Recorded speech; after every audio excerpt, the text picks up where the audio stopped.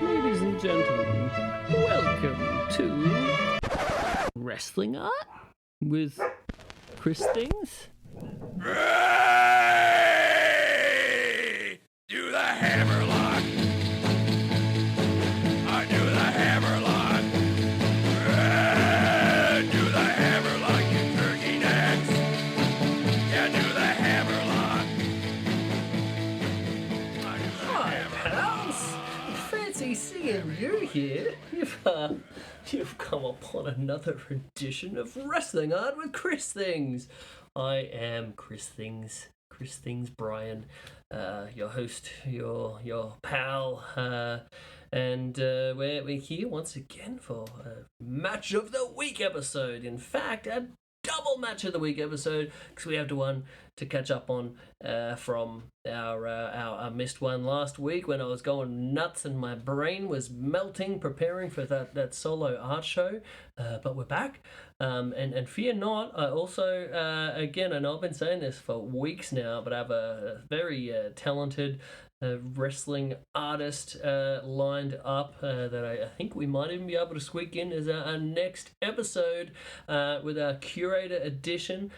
So more on that later, but for this one we have two tremendous, extremely different matches to talk about that each ended up being my favourite things that I happened to watch that week.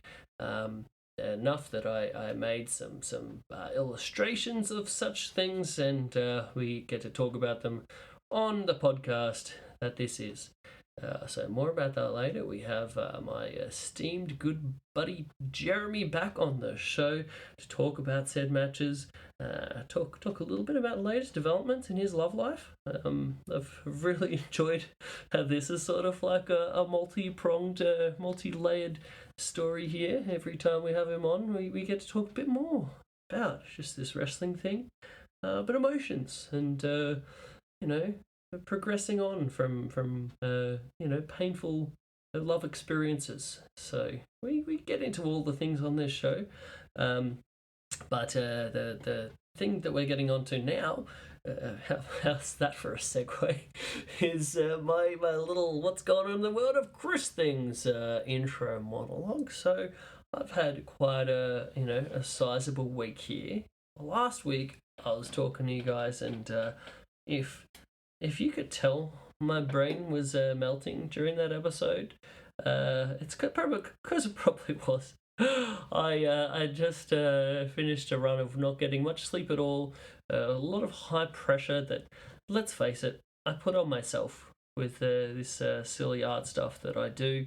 It's not silly to me. I love it. It's like my life's passion, and it's everything that I put my self-worth into, or put into with my self-worth. I don't know, whatever that is, it's not healthy, but I had this big art show, I got all the things done, and yeah, I was talking last week about it, and about the giddy kind of high, a little bit about the process of it.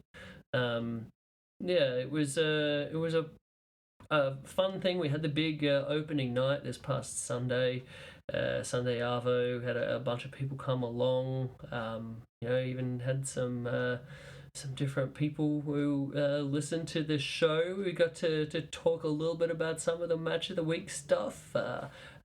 Bradley, my dear friend Bradley, who's been on the show here, was there as well. So it was quite a fun time. We had some beers. I brought along my prints, and people got to look at the things, and talk about the things, and kind of celebrate this Chris Things art thing that I have going here. It was quite an enjoyable deal. And then on from that, you just have to be like, all right, what's coming up next? So the show's still up. I want to say that if you're in the Brisbane area, you can check that out. You can swing on by the lovely Scratch anytime within the next few weeks and check out that all his artworks for yourself. Still a bunch of different stuff that's still available last time I saw it, so you might even be able to nab yourself an original. So do that. But yeah, for me, I got done, and then I was like, man, what do I do now? So I've got a pretty busy July coming up in terms of events. From the last week of June through every weekend of July, I've set myself up some sort of in-person activity where I'm going along and I'm doing the art things and I'm meeting people and all that. So I'll add all those details for you on the events page of the christhings.com.au. But yeah, I was sort of like having a little moment to reflect and recalibrate, work out what is my next, important priority. What have I got to do, one thing that I've been thinking about for a while, that I've been wanting to do for a while, but I've just been too busy, was the idea of putting together a mailing list. So I think I saw some other people doing this, and I think it can be a really great avenue. So I've set up my Chris Things Art mailing list now. So you could sign up on the contact page of christhings.com.au. And then what this is going to be is every week, every Friday, Friday in Australia, Thursday in America, I believe, I'm going to send out one email. So it's only one email a week. And it's basically just going to be letting you guys know about all the fresh new paintings that I've just done. I'll kind of give you the exclusive there, so you'll be able to see it there before. A lot of the time I'll even have posted it on my socials or whatnot. And you'll have spec details on there, sizes, materials, costs for each of these things. And I'll do a little write-up each week. I think this will be fun. Being at the end of the week, I'll kind of get planning on doing a little bit of a summary of maybe what's happened that week, or developments, or I don't know exactly what it's going to be, but at the very least it's going to be the best spot for y'all to go to if you do have any interest in nabbing yourself some Chris Things original art. That'll be where you'll hear get the first opportunity to do so. So it'll be interesting to see how it goes. I'm going to try to do some fun kind of exclusive stuff in those emails for you. Maybe a little behind the scenes, maybe some fun weird little sketches that I happen to do that week. I don't know. We'll see how it goes. It'll be an evolving affair. It might even just be a bit of a, what I'm thinking at that time. I'm not sure. Similar to this nonsense preamble that you're listening to right now. But yeah, I think it'll be fun, and most of all, I really hope, like, if you guys enjoy what you read or anything interesting in there, whatever, hit that reply button to the email and send me something back, even if it's just a sentence or whatever. I'd appreciate that. Anything that we can do where I can, make this a bit more of a back and forth. I love doing the in-person events because I get to talk to you all and get to meet you in person, and we get to have a bit of a chat about the art. So yeah, if we can do more of that, in the world of the interwebs, I think that'd be rad. But yeah, I think that's the key thing that I've got going on. The other thing I thought I'd mention, and I'm mentioning this to sort of force myself to do it. You see how that works? I kind of like, by putting it out there, I then have to do it. I'm putting together a new Chris Things video ad. And I want to make this sort of more of a personality-driven kind of thing.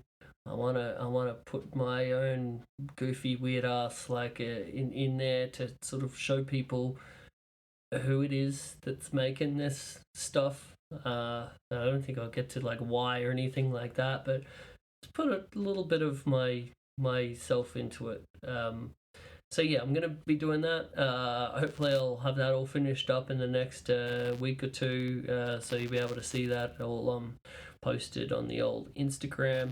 But yeah, we'll see how it goes. I'm just looking to see whatever I can do right now to kind of vary up what I'm doing, to try to build a bit of interest, to again, all in the overall goal to be able to be doing this quote unquote successfully as a full-time independent artist. So I'm trying everything I can.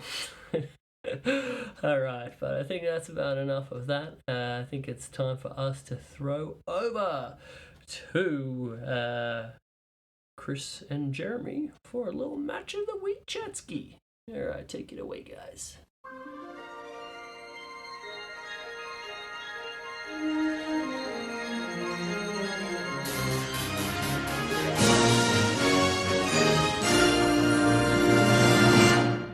Okay, ladies and gentlemen, I am tremendously excited to introduce this week's guest, a familiar voice to all of you, I am sure. The Unkle of Beeks, Jaims Vanderbeek.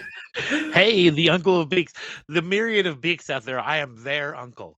It means nothing more than that. Hey, Chris, what's going on, pal? Hey, dude, yeah, I'm good. I'm probably still slightly delirious from last week with the show and everything. I'm totally delirious. I mean, that's basically what last week's episode was just me talking in a frenzied state by myself. I wonder if into the anybody microphone. else. Hopefully, people understand that joke, and I wasn't just sounding like a lunatic. I didn't. What was Was there a reference here that I was missing? I thought you were just being silly. Delirious. Oh. Yeah. I mean, he had his sort of like his weird own language as well, right? Like I can't quite remember. But it was mostly just guttural and bananas. Yeah, man, Delirious used to be pretty great, huh? He was always great. Apparently, not a great human being. Really? That's what I heard. But you know what? I've only heard things. I have nothing substantiated. So before I throw out any claims against Delirious, yeah, Delirious is rad. Hearsay and scuttlebutt. Whatnot.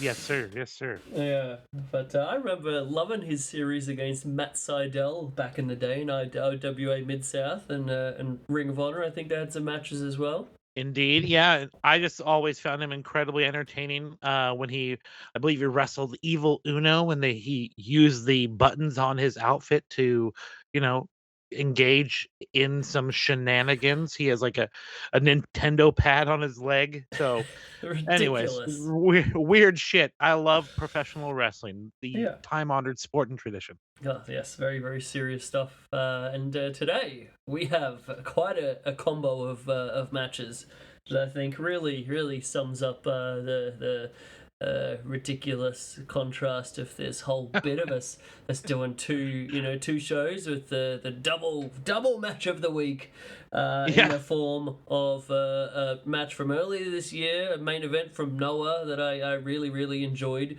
the GHC title match with KENOH defending against El Hijo Del Dr. Wagner Jr. And then we matched that up with bloody Terry Funk versus Abdullah the Butcher from 1978. I mean, I loved them both. I mean, you couldn't have two contrasting matches, honestly. You have a good track record of bringing some weird shit and throwing them together here for me. So, yeah, these four tremendous athletes who I adore. I'm big fans of all four of these guys. But, yeah, you couldn't get two different styles of matches here. Yeah, and in duration as well. One of these matches went like almost a half hour, around about a half hour. The other one went like 5 minutes. I honestly was like, wait a minute, match thrown out. All right, what the fuck happened? Oh man, madness. I mean, yeah, that was sort of part and parcel with a lot of the Abby Terry matches. I went through. When I was watching that one, I was on a bit of an Abby versus Terry kick, and I watched like all their singles matches I could possibly find from like 1978. So that was sort of right after. I think we spoke about that tag they had the prior year in the Real World Tag League, the first ever one with the Funks against Abby and Sheik. And then they go on to Abby and Terry have a bunch of rad, crazy singles matches throughout the year. Most of all, which are very short and very bloody and very wild and out of control. But this was my favorite of them. And we'll get more into that later. But there's something to be said about.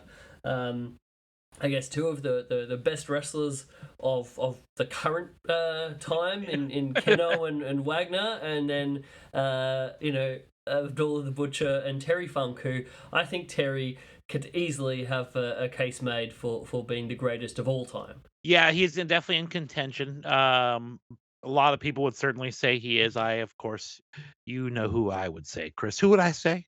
Would you be talking the Mr. Eduardo Guerrero, good sir? Indeed. One Eddie Guerrero would be the greatest, in my opinion. Actually, some the other day was trying to talk shit about Eddie online, saying how much Will Ospreay is the greatest of all time, and I'm like, ugh. Tremendous athlete, that Will Ospreay, for sure. Greatest of all time? I think not, young man. No, sir. A crack one open for the Eddie Guerrero. You cracked you cracked the microphone right off right there, my friend. There's just all beer can. Are we here? You can hear me? I can hear you. Can you hear me? Okay. Yeah, just making sure. I just wanted to say, the last time we were on the air with your loyal listeners, my shit was all fucked up. So I just want to give a quick, let everyone know how things are doing with me. Things are not fucked up at all. Woo! Just saying that. Things are good. I'm having a lot of fun. Life is good. I was super depressed for no reason. As far as I'm concerned, thank you, ex-girlfriend, for releasing me. That's how I feel.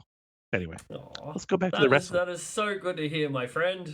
Yeah, therapy is doing good, buddy. Therapy is helping me out quite a bit. That is so good. It's such an important thing. I'm really loving our bit of every time we have you on, our listeners, and we get a bit of an update of the next stage of this stuff. And I think this is a really good update. This is the fantastic news.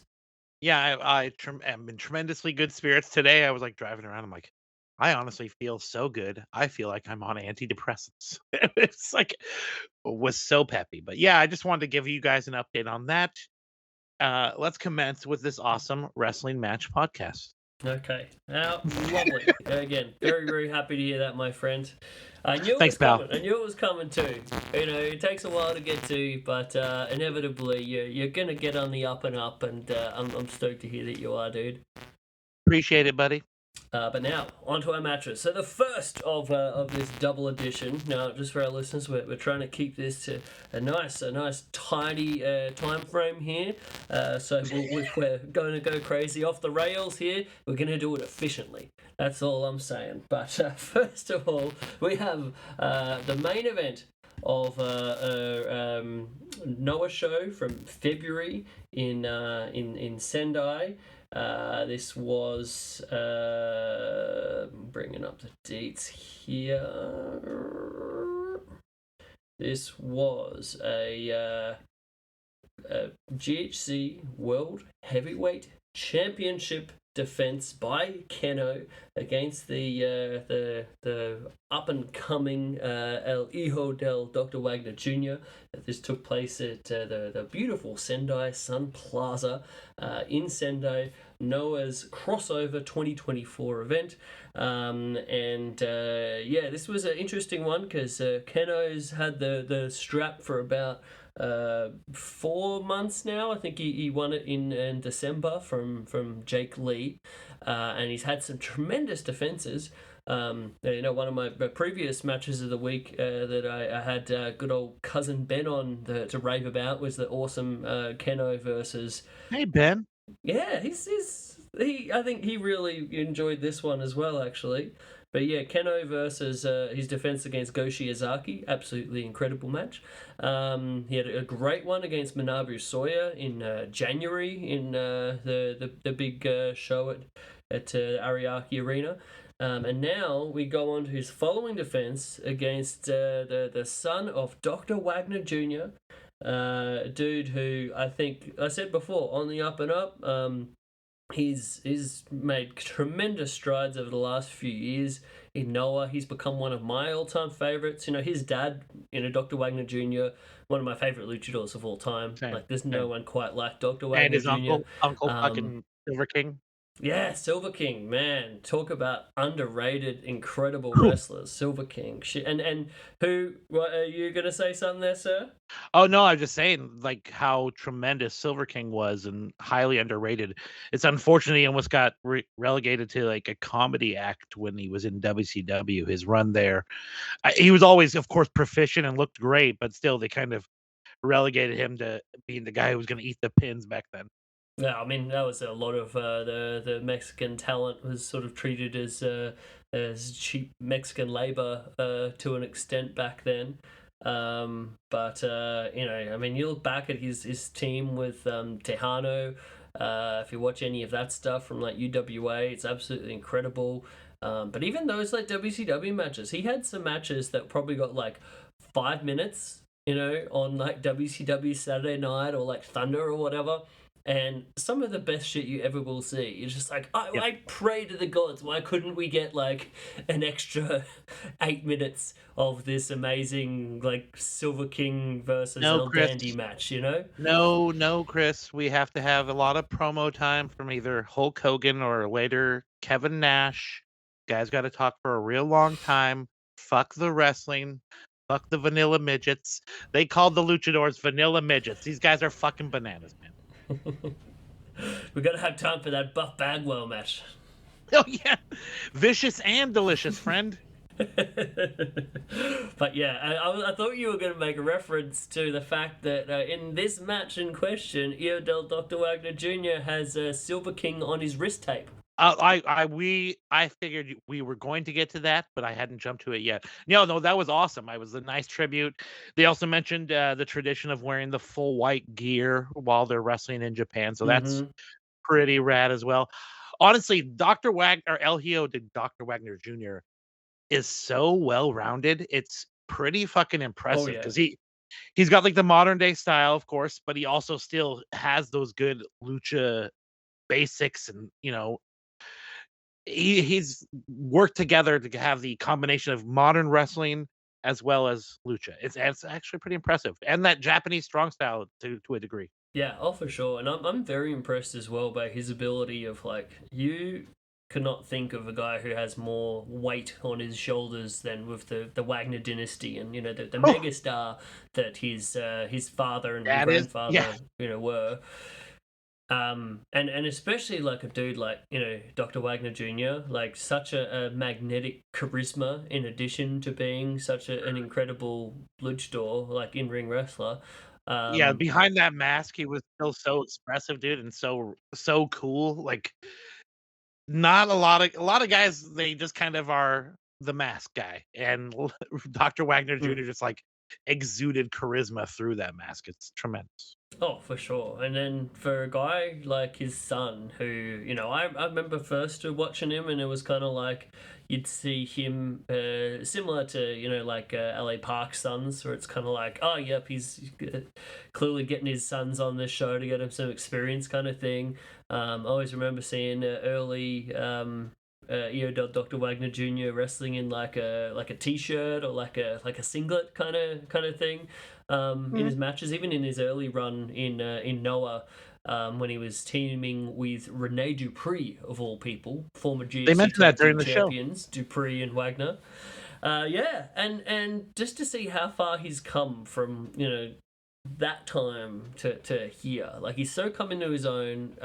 Like I think he's mixed in the combination of like, you know, a lot of his dad, but also like doing his own thing, doing it his own way. He's got his own little kind of things. Like he's really made the whole thing his own in a super interesting and impressive way, I think. Oh, for sure.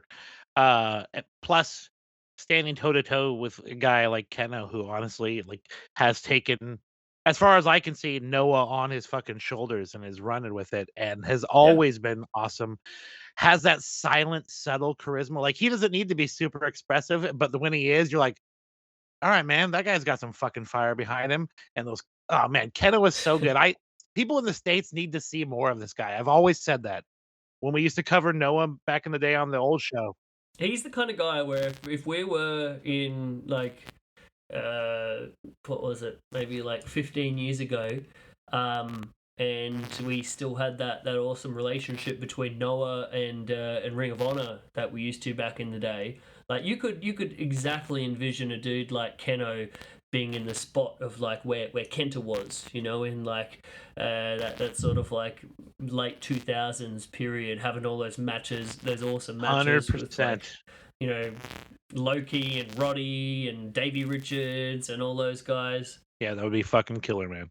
But yeah, KENOH is incredible, and I think he's really it's a good example of like a lot of people just don't talk about Noah. You know, there's so much Unfortunately. going on in the wrestling world, so much to watch on a weekly basis, all these like TV shows and everything like that. And then if anyone's keeping up with Japanese stuff, most of the time it's like just New Japan.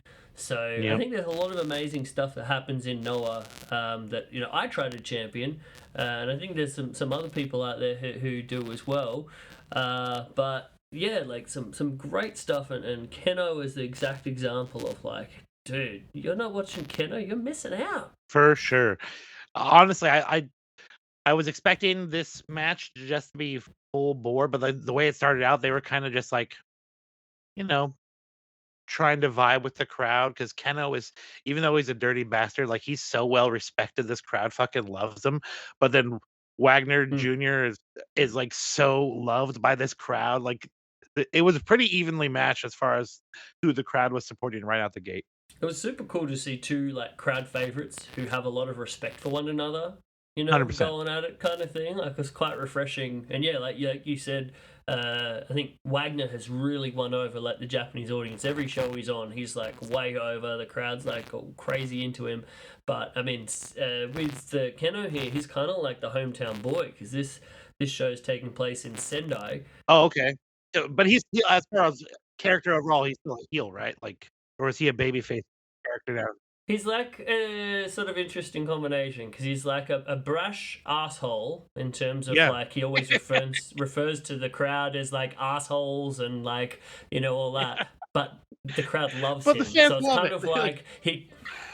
Yeah, but he's definitely a crowd favorite. Is he still with Congo at this time? Like I don't. Like I don't really follow. No, so Congo.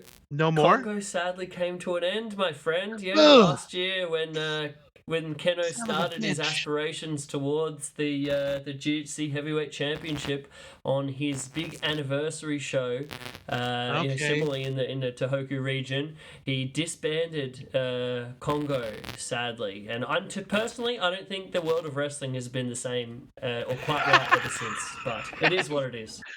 Oh man, I didn't get a time to. I should have talked to Inamura and said, "Hey man, sorry about Congo breaking up. That's sad." Yeah. But yeah, dude, I quite emotional. Manabu Sawyer shed a tear. Oh, he did. He was crying. That sounds dude. crazy. Yeah. The big bastard. I was actually telling my friend Rachel today that I'm watching some Noah, and she's not too familiar with it. So I'm like, well, there's two big boys that you would like, and one was Yoshiki Inamura, and then Manabu Soya. Like, these are big, beastly, fat boys that you would fucking love, because she loves the meaty men slapping meat. Oh, all about it. It's so great. Hey, I'm gonna I think readjust. it's just so satisfying. Chris, one moment. My microphone keeps on tweaking out, so I'm gonna readjust it for a moment, okay? I will. I'll let our listeners know. I also happen to have some sort of construction works going on outside my house right now, so it is what it is. I'm We're back. gonna push through. I apologize to everyone if this noise in the background is bugging. I can't hear it on my end, friend, so I think you're okay. All right. I think you're all right. Cool. All right. But yeah, getting into this match, I really love that it's sort of like both approaching it with respect.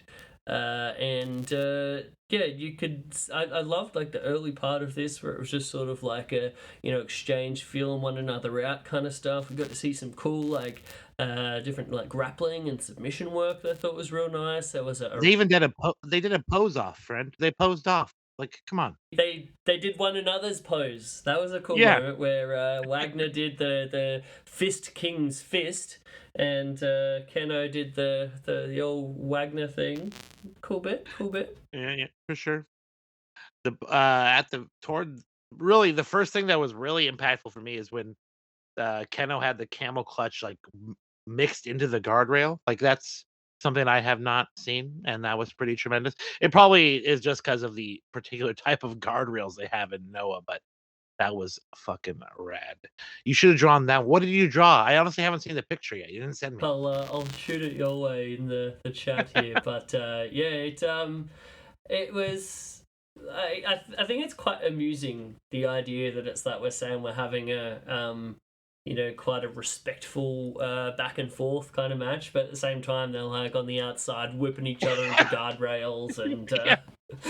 Well, you got to do what you got to do. This title is very important, man. Come on. Yeah, it's just one of the funny things about wrestling, right? Where we could just simultaneously be like, oh yeah, they're just whipping each other into guardrails and like brawling on the outside, but it's in a respectful manner, you know? For sure. Who were the commentary guys here? It was like Mark Pickering, and who's the other guy? Is that Chris? And Stu Fulton. Stu Fulton. Okay, yeah, that's okay. Yeah, the classic long-term Noah English language announce team that we've had. That originally I wasn't a big fan, but they certainly won me over. So I really associate their voices with Noah right now. Oh, that's a gorgeous image, Chris. Oh, thank you, my friend. Beautiful. The old camel clutch kind of thing. I was quite torn between this moment for the illustration or later in the match when KENOH has his kind of like crossface variation on Wagner. Yeah. But I kind of go back and forth where I kind of wish I did the crossface variation because it looks so cool. But the reason I didn't quite go with it initially was because it kind of obscured most of Wagner's face and mask, so you could only see like one eye hole out of it. But then now I'm like, that kind of would have been cool anyway. But it's one of those tricky things when you're picking these moments. You can really like go back and forth, and you have to just be like, nope, I'm making a decision. Plus, this asshole comes in all white, and like, come on, how hard is that to draw? It's like fucking A, like white on white on white. Where am I putting this line work? It definitely makes some of the detail on the mask and gear a little bit more difficult, but I tried to give it a little bit of a subtle thing. But no, you pulled it off. Yeah, bang it. Thanks, man. It was a bit tricky trying to get KENOH's facial kind of likeness, because his head kind of becomes a bit small due to like the angle and the before shortening his haircut. And his haircut, he looks like that beautiful. He looks like he looks like a Lego character, honestly. He's such an interesting looking guy. But I mean, that's what something we said for this match. Both guys, very interesting looking cats. Oh, for sure.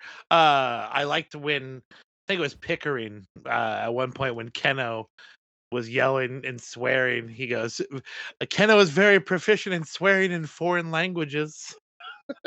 Did you get that? I did. I didn't quite catch the swear words, but yeah. He must have been swearing in Spanish, I guess. I imagine otherwise, what else would he be saying, you know? Maybe you called him a cabron or some such word. Oh, shoot. He called him a puta. Isn't that the word? Puta? Oh.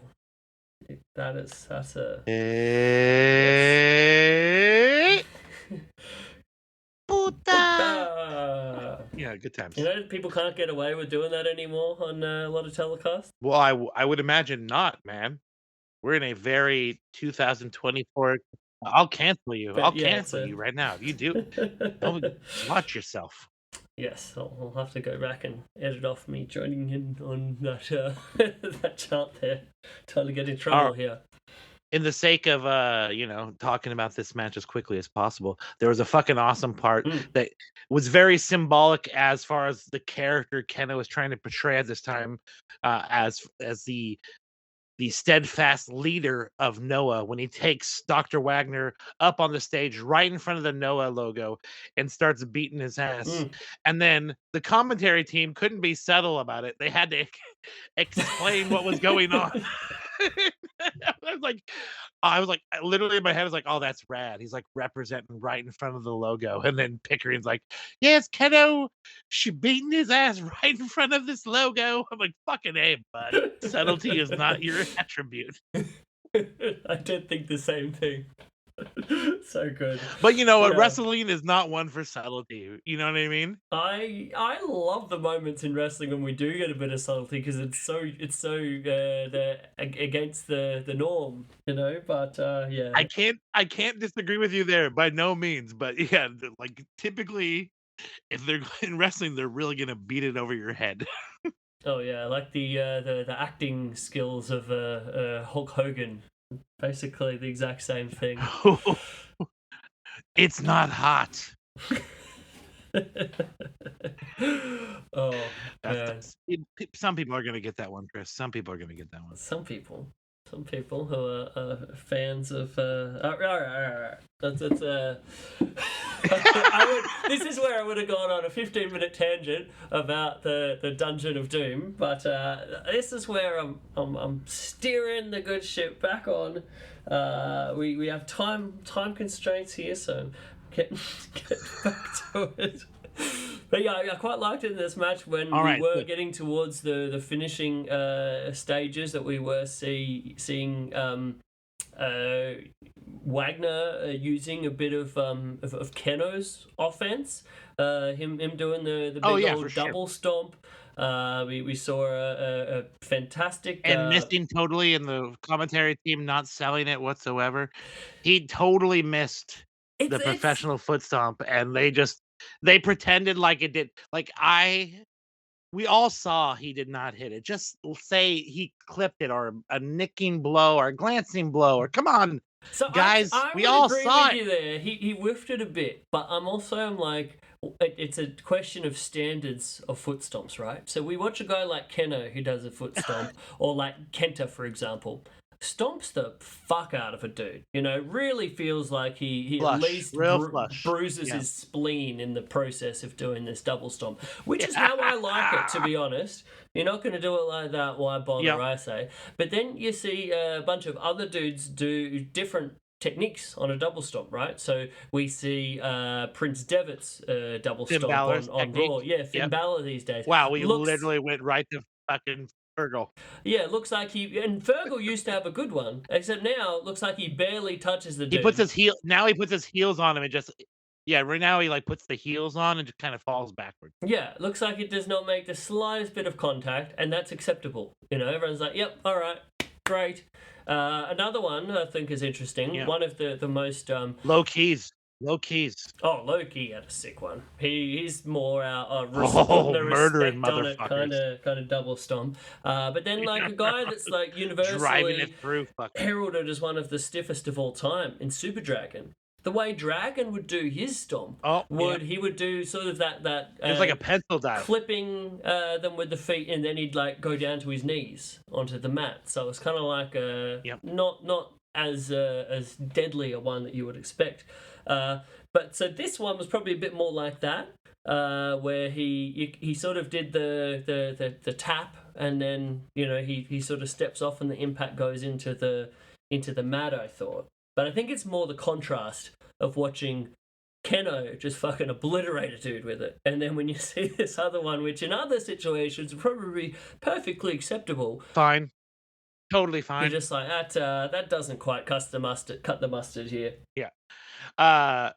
Actually, before that, even like, there was the overhand chops that KENOH ate from Wagner that were like so fucking brutal. They sound like shotgun blasts. Oh. This actually was a tremendous match. I know we're trying to speed through it, but yeah, that I wanted to put some respects on those overhand chops. They were tremendous. Wagner's chops were real beefy and heavy and satisfying. They were kind of like they really worked with that sort of like kick chop kind of exchange bit. I really enjoyed that. We had a great sort of strike exchange here where we got the KENOH doing his slaps, and then the sweet like go for the kick, and then Wagner ducked it, and then ending in that rad headbutt kind of spot. I thought there was a lot of really cool fun stuff in this match. Like this was just a really fun match to watch, I thought. Agreed. The falsy stretch like in the middle was super good, but before that there was would you call it a shining wizard, that step up knee to the corner? What's that actually called? What's the definition of that? I mean, I don't know what I would officially call it, but it was darn cool. The one that Wagner did, right? Yeah, Yeah, he caught him so flush, and then he came back in with a double knees, like, right after that. That was fucking It tremendous. was almost like a step up, like kind of like that Punk, step up knee to the corner, but like a No, cooler version of exactly. that. Yes, yes. Yep, and he was like he must have slapped the knee because it's or the slap the thigh because it was so loud. It was amazing. But there was we pretty much got to the end of the match, but the one thing I wanted to mention before is there was KENOH threw Wagner to the ring at one point, Mm. and Wagner went and bounced off the ropes and came back with a tope, but it was so quick, Oh. the camera crew almost fucking missed the entire thing. Did you catch that? Yes, I mean they caught it. It looked like he almost like murdered him. Like he They went caught right him into flying. the rail. They caught him flying out. Yeah. Yes. I think that's what added to it. It made it look cooler because you could see the camera crew was like rushing to So try sudden. to like catch it. And then it looks like he I was like, murders whoa. KENOH against the rail with the amount of force. It really reminded me of like your Austin Aries kind of or Hijo Del Fantasma kind of suicide topes from back in the day. So good. Yeah, man. This match was super good, and I always like the Noah stuff because I don't get to see it very often, so I appreciate you throwing it onto the plate when we do these things. Oh, dude, I'm just happy to be able to share the Noah goodness with folks, get the good word out there. Like I said, I think there's so much good stuff that happens in Noah that just doesn't get the word of mouth that I think it deserves. And I thought this was just such a fun match. And I'm not saying it's like a perfect match or anything like that, but to me it was all this is meant to be is my favorite thing that I happened to watch that week, and this certainly was. And also I think it meant a lot to me watching it in terms of like that enjoyment element with Wagner getting the big win. And Wagner, from what we were saying of like going from having all this weight of his family's dynasty on his shoulders to like finally becoming GHC World Heavyweight Champion, which to me is still like a massive deal, Was this the first title win? Yeah, so he was national champion. He had a fantastic national Because run. I knew he won the belt, but I wasn't sure if this was the actual. I didn't know if this is the second time he won because I wasn't sure of the timeline. But yeah, when I first heard that this guy was Noah champion, I was like, holy shit. I didn't even know he was working over there. So it was a big shock to me. Yeah. It's been a well-deserved one. I hate to be one of those guys to be like, you deserved it, fucking bullshit. But, I think he really earned it with, how much he stepped up his game over the last few years. And just what a terrific wrestler he's become. How fantastic that GHC national title run that he had was. Ending with him losing it to Jack Morris in a terrific match that was like easily the best Jack Morris match I've ever seen in my life. And yeah, I'm very happy for him finally getting to the top of that mountain. A little bit sad. I did have a few people mention in the comments when I posted this match of how they thought it was a rad match, but they thought KENOH should not have lost this early in his run, which is a valid thing, but it's like I could see it both ways, I'm like sad for KENOH, happy for Wagner. Plus also Noah legitimately taking a step into an interesting and new direction is cool for the company. Like, come on, running with this guy, Wagner Jr. Yeah. I respect it. It's a good decision.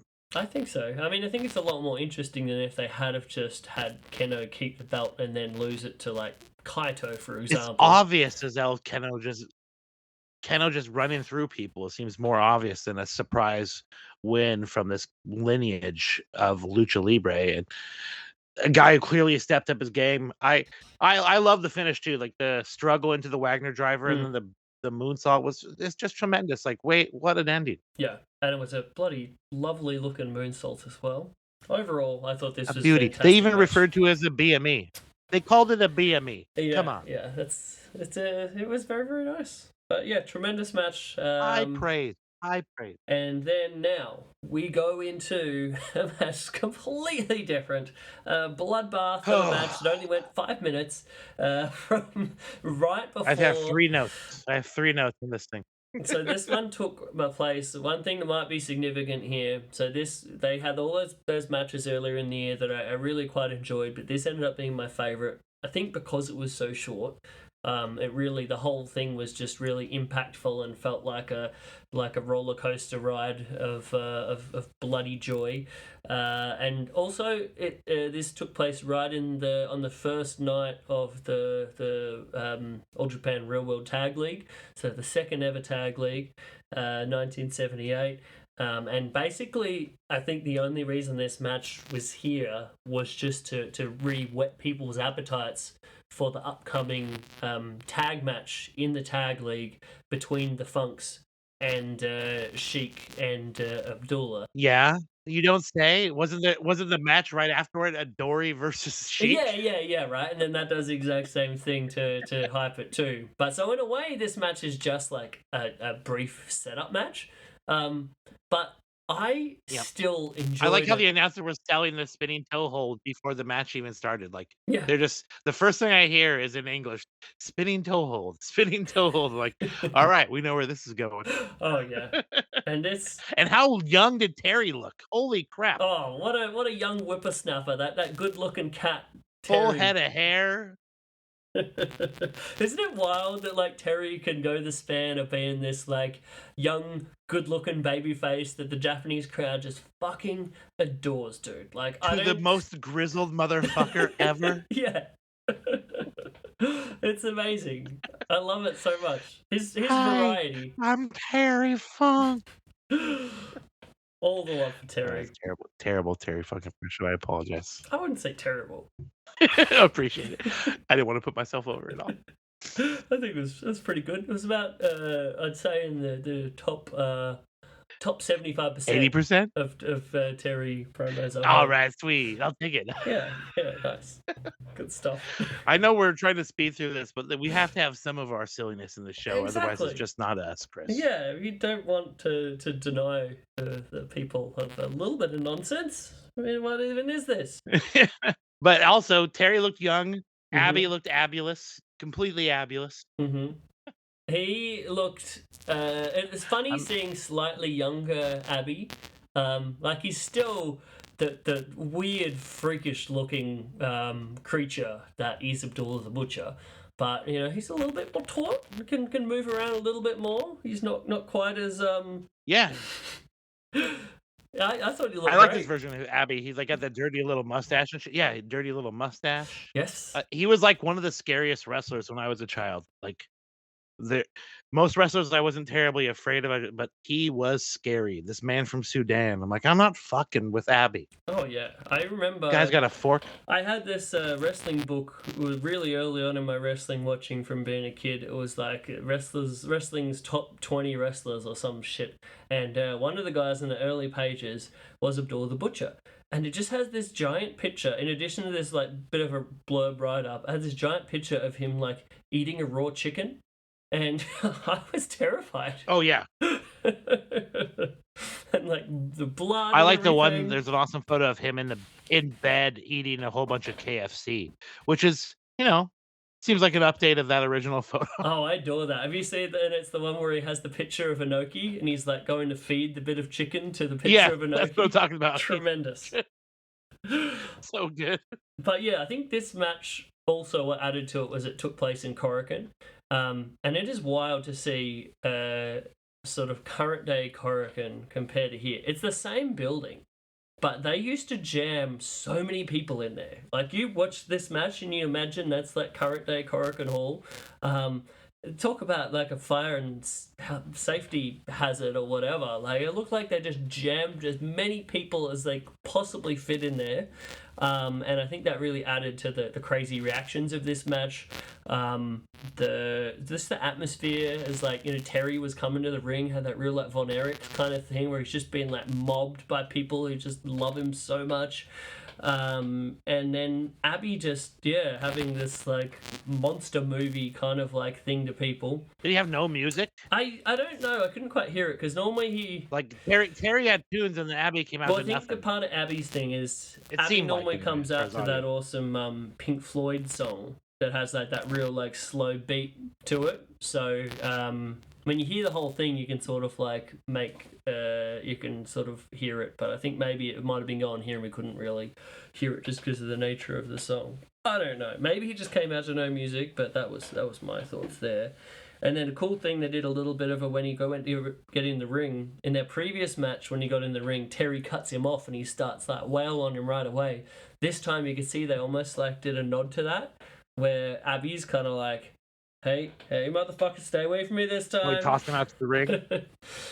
and then I just thought this was amazing for the 5-minute match that it was. The whole thing was just so memorable for me, and it's like, I did like a little write-up where I said sort of like, I wouldn't say this is like great or it doesn't have a lot of the qualities of what I would otherwise say like a great match, of like a really hot finish or like a really great build or like, you know, having that perfect crescendo kind of thing. We don't need like, that all the nothing time. of that. It was just like a wild brawl that ended up being thrown out.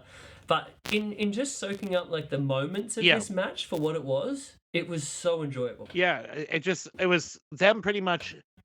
You know, Abby starts off with some monster stuff, throws him out of the ring, and then they're kind of evenly matched. And then just all of a sudden, Abby's like, "You know what? Fuck you, fork to the ear. I'm forking your ear, and you're done pretty much. I mean, we can still fight a little bit, but I forked your ear, so you're pretty much out of it."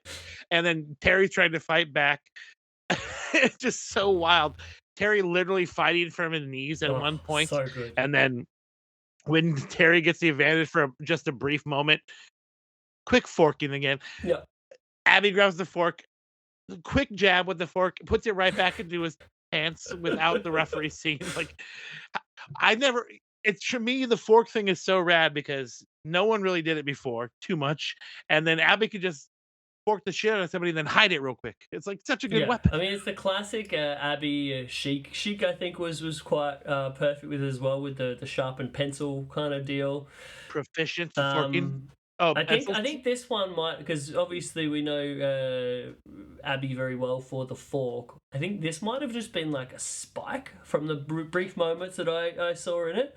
But the best part of it, dude, was exactly what you're saying. Like the bits where he was like quickly, even like there's a bit before he actually gets the spike out and actually gets him, he gestured towards it, almost goes into his waistband, and the cry that we get from the like Japanese fans, especially like the female fans, are just screaming on the idea that he's gonna get that spike. Like that, this is the monster movie shit that I'm talking about. And then he finally gets it, and like so fast with like getting it out, stab him back in, and like the screams of bloody terror from the crowd is like one of the coolest things that you could never replicate today, you know? No, by no means. It is. They're playing the role without even knowing that they're like, it's just conditioning. They're literally afraid of this man. Yeah, and that, I think the amount of love for Terry as well, that's sort of what makes it work too. And then when Terry is like writhing on the ground after being stabbed in the ear and temple, that's like a textbook portrayal of like the art of a baby face selling and getting sympathy from a crowd. Like the crowd is like just getting unglued with like Terry like writhing in pain from like this gnarly gruesome injury. And then fast forward a couple moments when like Terry is like got that fire and is like fighting from underneath and like throwing those punches like you said from his knees, and then getting up and like so good cocking that big like punch through like the did you see the illustration of this? I love the Terry punch where he pulls it back and he kind of, with the Terry's punch where he pulls it back and kind of hides it behind his chest and then unloads it's one of the best working punches of all time. And he gets his other leg up, like the big exaggerated, almost like Popeye kind of punch. It's winding. He's winding up. Wind back. So good. It's simultaneously animated but realistic and fucking. It's just great. It's no wonder why people sell Terry as like the greatest of all time. I mean, despite Eddie Guerrero existing, people do that still. That's wild. Yeah, I think his punches have got to be like up there with the greatest of all time. It's either Terry or Jerry Lawler for me. Oh, Jerry's are so good, and he does a good wind up too periodically. Those Texas boys can wrestle, huh? Eddie and Terry, fucking A. Yeah, I recently watched that Eddie Guerrero Terry Funk match, which is a very good time. Have you watched that one recently? I have not seen one It's recently. a WCW What? Saturday Oh, I night, know I the one where think. Eddie's. Now I remember. Very young Eddie. Yep, I haven't seen it recently, but I know that match. Yeah. Yes. Is Eddie wearing the green? No, he's not wearing the green ones. The green trunks, right? He is wearing trunks. I can't remember what color they are. They might be green or baby blue or something. But yeah, the big part of it is like how much Terry gives this young Eddie Guerrero. When Terry is on, basically coming off of like a headline program, and this is a guy who's like basically presented as like a jobber on Saturday night, and Terry's like, you know what, this kid's clearly real talented. I'm gonna give him some stuff here, and yeah, great. Hell yeah, that's mad respect. Mad Yeah, respect. but I thought this in itself was fantastic. Again, all we're talking about here is a 5-minute brawl that ends up with a dude getting stabbed, bleeding a lot, throwing some punches, and then the match gets thrown out. But I don't know. I thought it was so much more than that. Like, I still can't put into words why I liked it so much. Honestly, it was over so quickly and just randomly. I'm like, oh, Sheik's involved. Oh, the match is over. Oh shit. Yeah.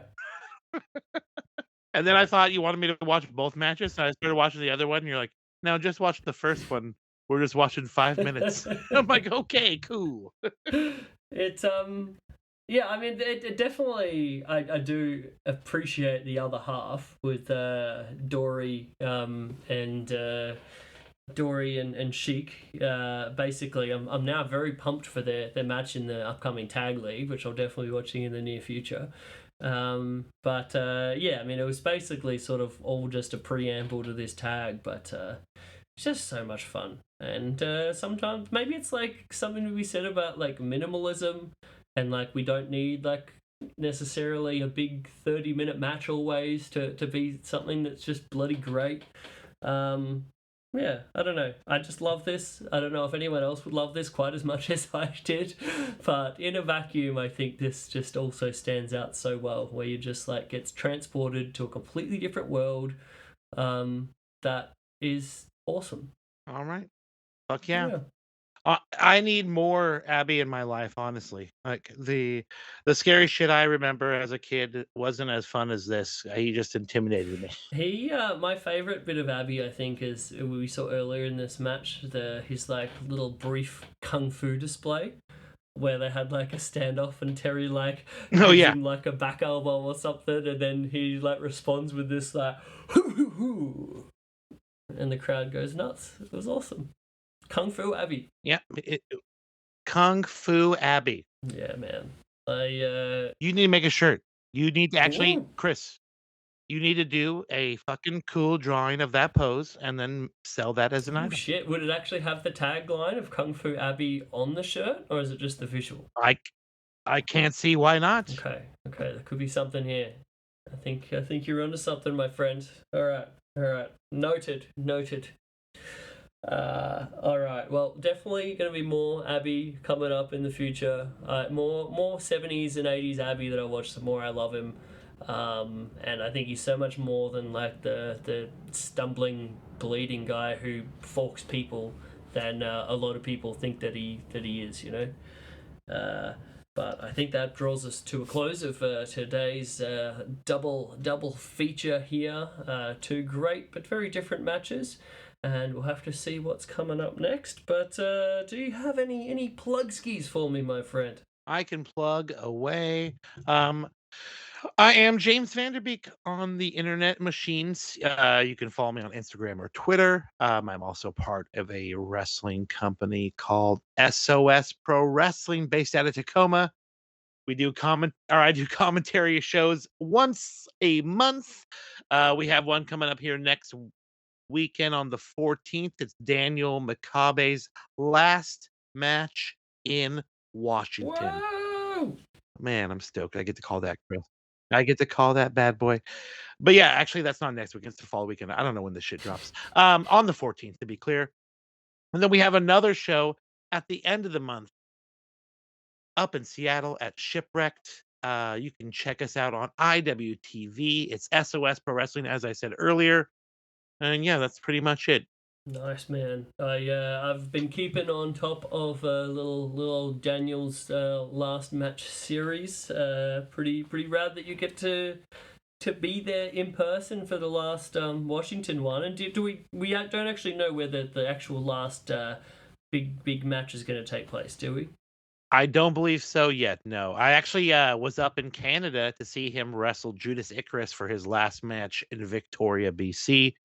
That was pretty rad. Yeah, and you know how big of a fan I am of him, and the fact that he kind of reinvigorated my love for local professional wrestling. So being able to be on the call for his last match in my state is an honor. Yeah, very cool, dude. I'm looking forward to seeing what the announcement is for the last match. We'll see how we go, but yeah, dude, that's rad. I did hear him chatting. He said that he's pretty much done in July, unless, of course, miraculously a Bryan Danielson match shows up. So fingers crossed that we see Daniel Makabe and Bryan Danielson, because that would give me a grapple boner. Wouldn't that real be pretty big. rad? Get that in like Defy or something. Defy, it probably won't happen. I think if anywhere, it probably happen in Oregon, but For like Prestige. likely so. If anywhere, I imagine. Right. Well, we'll keep our eyes and ears peeled for that one. But if you would like to keep up with all of the Chris things, at Chris Things on the Instagram, at Chris Things on the Twitter. I'm pretty shit at posting things to Twitter, so you can check it out. But I'm mostly just resharing stuff. But yeah, mainly the Instagram, but also christhings.com.au. I now have an events page on there, so you can keep up with all of the upcoming events. I do need to get that updated with my current ones. We've got a pretty massive looking July, but also when you're on there, you can be keeping up to date with all of the latest print skis that I have, the latest original artworks that I've got added on there. There'll be a bunch of stuff coming there shortly, so you can check all of that out, as well as prints of these matches of the week. So I've had a fair few people taking me up on that lately, which I've been very, very stoked about. Also, sometimes the original pen drawings of these illustrations, the one and only, you can procure those things as well. So christhings.com.au, and a big old thank you to the great guys at Social Suplex for allowing me to do this little old podcast. socialsuplex.com, a variety of other rad wrestling podcasts that you can check out there, from Keeping It Strong Style to One Nation Radio, to the All Things Elite, Imp's WWE Adventure, the Trish and Sarah podcast, and the Tunnel. I think so. Trish and Sarah? And the Tunnel What Talk a combination. podcast that we spoke about last time. Not Tunnel Buddies? Yeah, Okay. I believe it is a show talking about wrestling. Does not take place in caves or tunnels, from my research. Spelunking show. But yeah, you can check all that out at Social Suplex. Thank you for that, and thank you for listening to this little old show. I appreciate you taking the time to put us in your ear holes. I like this little thing that we got going on. We talk, you listen. If you have some listener feedback to give us, if we can make this more of a back and forth dialogue rather than just us talking into you, heck, I'd love that. Keep it to yourself. Oh, sorry. Yeah. I misunderstood where you're going. I apologize. That's okay. But if you do feel like doing that, there's a little old, a message button. You can always send a message on the Instagram. There's a contact page on christhings.com.au. You can also send stuff into there, and maybe we'll read out your little listener message on air if it might be a thing. If you have a question. If I never mention this again, it's because no one bothered to actually send a message. But we'll see how we go. Mail call. Thanks so much, guys. Anything finally for you to add, sir? Let me think about this. You know what, Chris? All right. I got nothing. Neither do I. I guess that's all. Guess we're done. Peace out, Trap. Bye. Love you. I do the hammer line. Do the hammer